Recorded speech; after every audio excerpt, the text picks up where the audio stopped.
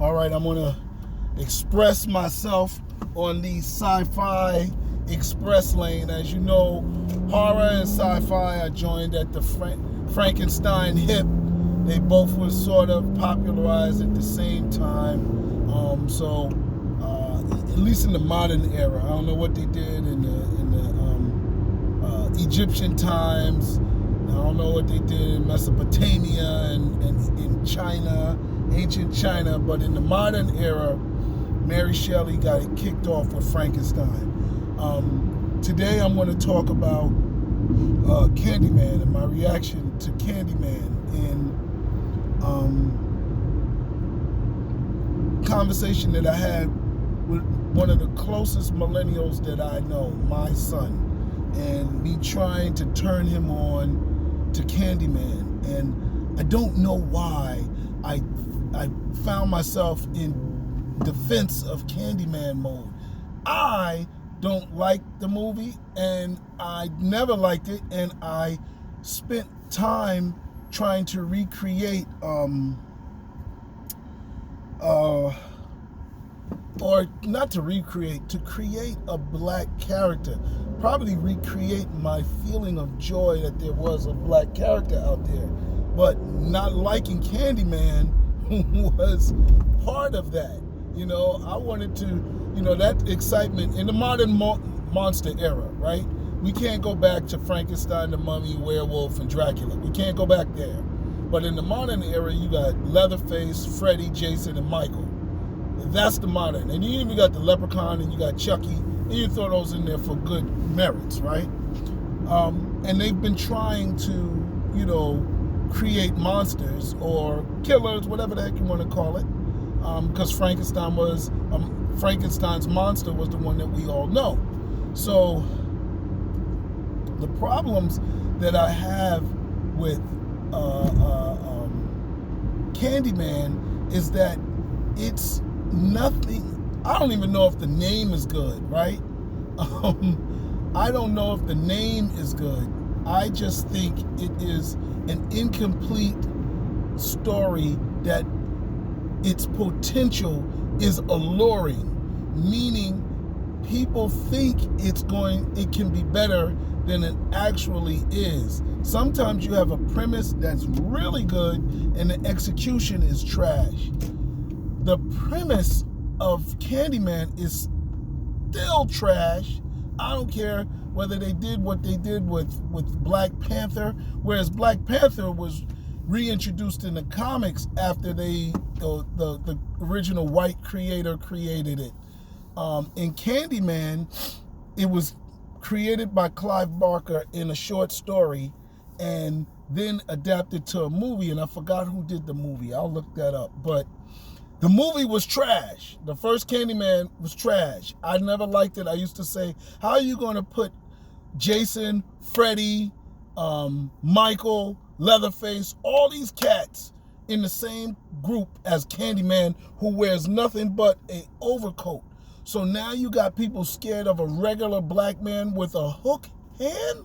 Are you kidding me? Come on. I mean, I see the reason why I'm attacking it is because I had to re-up on my critique of it, because when I was talking to my son, I got defensive, and that's a thing too. I think a lot of black people, because Candyman did whatever, he got box office release, something. He was like the first black character. We feel something compelling us to talk about it. When you ask black people, there not too many of them like him, right? So why do we feel that he's automatically invited to the barbecue? He's not, but I think the problem is we don't have anybody else to invite. So, I'm going to do a comparison between Candyman and my character Baba, because when I watched the Jordan Peele version, it reminded me of what I tried to do with Baba, or actually did with Baba. Now, the problems that we still have, right? Jordan Peele addressed Candy and his name Candyman. It was beautiful. Now, this is spoilers, right? But this is Monday after the weekend, so shoot, we're allowed to spoil stuff the Monday after the release, right? So The problem with Jordan Peele or movie is they try to not fully rebrand it, reboot it, remake it, right? They tried to do a remake, right? And so sometimes if you depart so far from the source material, people get mad at you. So he left in sort of the original love story element that is probably the most corniest part of the movie, and I would have left it. However, and when they did it, they say, it explains the bees, right? But Candy can also explain bees because he could have given out honey-based candy or candy that he made. You remake this dude, all right? Remake this MF. The whole movie, whole premise of him is trash, okay? And I think my son will appreciate me saying it like that. But the whole movie, his whole story is trash. Okay, so they lynched him and they poured honey on him so the bees could attack him. That's horrible. I think Native Americans might have had something like that where they bury you in the sand and leave your head. Ants come and get you.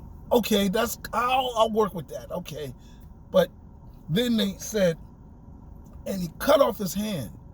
So I'm like, was dude a painter with his right hand? How did they get his hand, just one hand out the blue? You know what I'm saying? Did he touch the woman with his hand? Something. They didn't explain it. So that was corny to me, or was incomplete.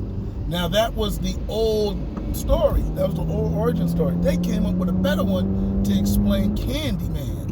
And he was a guy probably under the spectrum who gave out candy to kids. That's beautiful. All right. Now, at first I was like, yeah, he's mentally disturbed, special needs man, which is interesting because even those people don't pop up. Somebody has them, something happens to their parents. You just don't end up, doing all that, because evil, has to be either legend explained, like through magic, and I have some ideas and I'll show you those too. It's not, these people are crazy, let them fight. I am not fighting. So either it's got to be magic explained or something else, and I don't think he did either. So you have Candyman being a persecuted black person who gave out candy, and all of a sudden, as soon as somebody hears that there was razors in the candy, which black people don't do, those usually happen in white suburbs, right? Even city people don't really do that, but you never know. Everybody lives in the city. They attack this black dude, this under the spectrum dude, and so that's crazy. They beat him down, and his face is deformed. So now, and he hides in a hole in the wall. How the hell they have that big ass hole in the wall? I don't know. That is, and the room looked clean, and there was a hole in the wall. So we're gonna let that pass, right? I've seen messed up buildings. I've been in projects. I've been in the basement. I've been in washrooms. They did everything cool on how dude had to walk so far.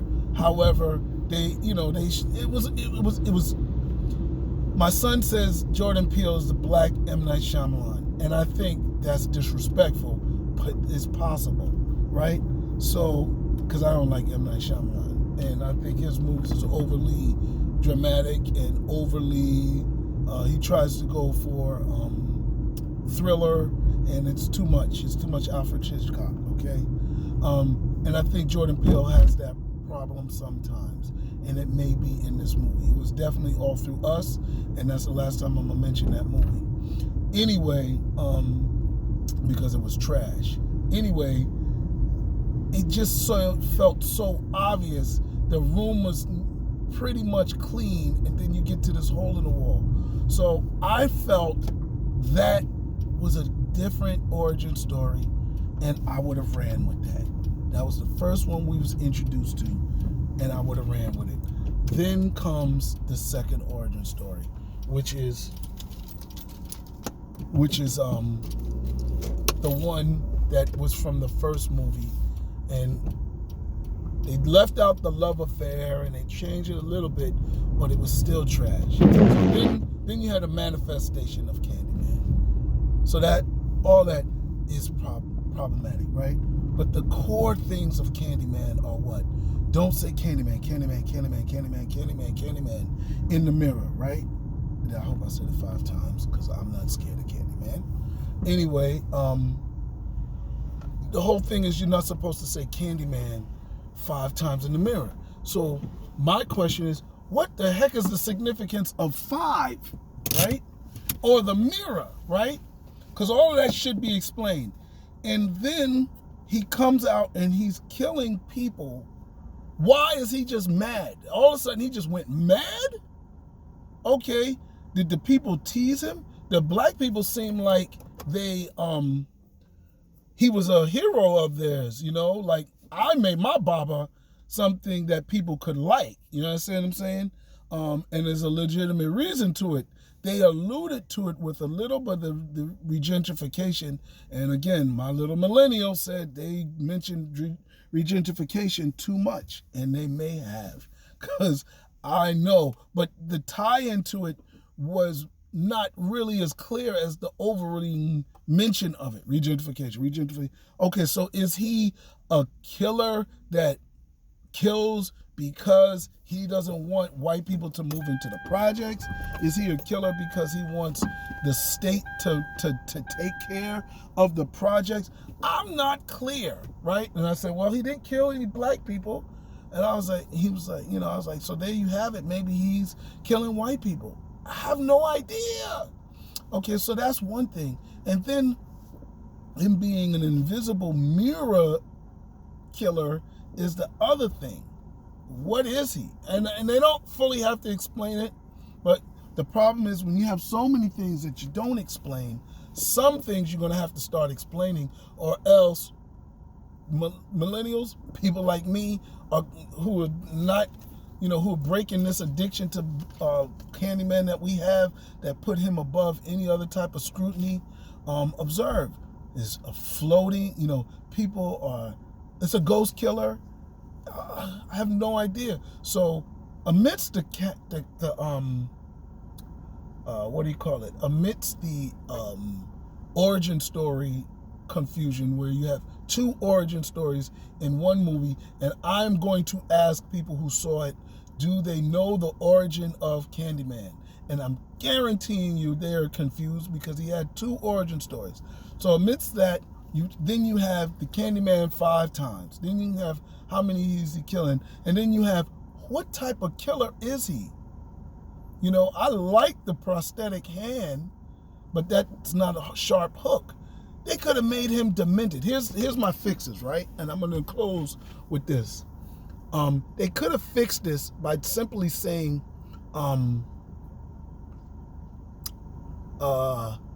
he was jaded because people left him there to get killed. And some of this was in, not Cosmic Slot, the other black anthology, you know, where a black person feels betrayed by black people and then gets mad at them as a ghost. That could have happened. But then you have a black ghost killing black people. And that's when ended up what happened with Baba. And I quickly departed in the sequel. And in the comic book, I said I can't keep having him kill black people. But we'll get into that in the next one. Maybe later today on my ride home from work. But then the other thing is, how did he get spiritual? And this is a beautiful fix that I had. Maybe when the police was beating him up, one of the police had on a cross, and he fell on the cross, and the cross punctured his heart.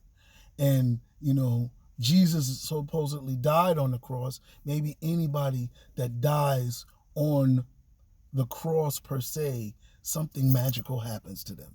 I'm using that in one of my stories. So I don't care whether they use it or not. I like that idea because it gives you something spooky to follow, and that could explain everything else that you don't fully understand. You understand what I'm saying? He could be tainted by Satan, right? Because we love Satan. And now that's why he's coming back and killing people.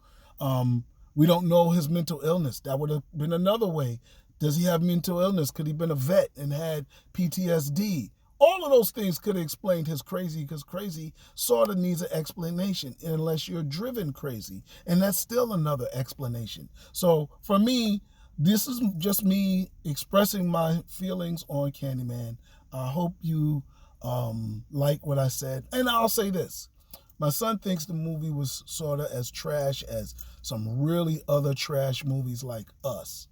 I think it's not as good as Ma, but because of the acting and the people, the world that it was in, it was better than it was. And that's my immediate reaction. More may come out when I see it again. But anyway, that's that. Candyman out. Peace.